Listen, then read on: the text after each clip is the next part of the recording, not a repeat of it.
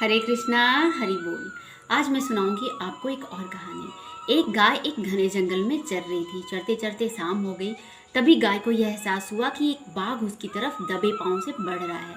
गाय इधर उधर दौड़ने लगी और दौड़ते दौड़ते एक तालाब में घुस गई। पीछे पीछे बाघ भी उस तालाब में घुस गया। थोड़ी देर बाद दोनों को यह एहसास हुआ कि तालाब में पानी कम और कीचड़ ज़्यादा है। दोनों ही कीचड़ में धंसने लगे।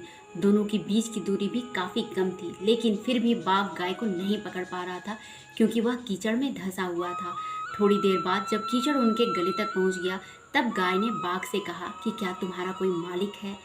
बाघ ने गुर्राते हुए कहा कि नहीं, मेरा कोई मालिक नहीं है, मैं खुद का मालिक हूँ। मैं इस जंगल का राजा हूँ और मैं इस जंगल का मालिक भी हूँ। इस पर गाय ने कहा, तो तुम्हारी उस शक्ति का यहाँ पर क्या उपयोग है? तुम खुद को इस कीचड़ से नहीं बचा पा रहे हो, तुम कैसे राजा हो?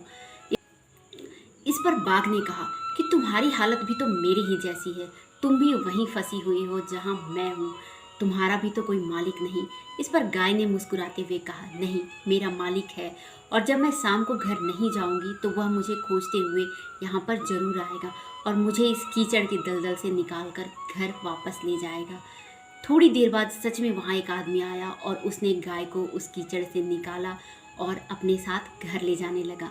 जाते जाते गाय और उसका मालिक दोनों एक दूसरे को कृतज्ञतापूर्वक देखने लगे और वह चाह कर भी उस बाघ को उस कीचड़ से नहीं निकाल सकते थे क्योंकि वह उनके लिए जानलेवा था। यहाँ पर गाय समर्पित हृदय का प्रतीक है, बाघ अहंकारी मन का, कीचड़ संसार का प्रतीक है और संघर्ष अस्तित्व की लड़ाई का प्रतीक है और मालिक जो है वो ईश्वर का प्रतीक है। किसी पर निर्भर रहना अच्छी बात नहीं है, लेकिन यह कहना कि मैं ही सब कुछ हूँ, मुझे कभी किसी की आवश्यकता नहीं होगी, यही अहंकार है और यहीं से हमारे विनाश का बीजारोपण शुरू हो जाता है। इस संसार में ईश्वर से बड़ा हमारा कोई हितैषी नहीं है।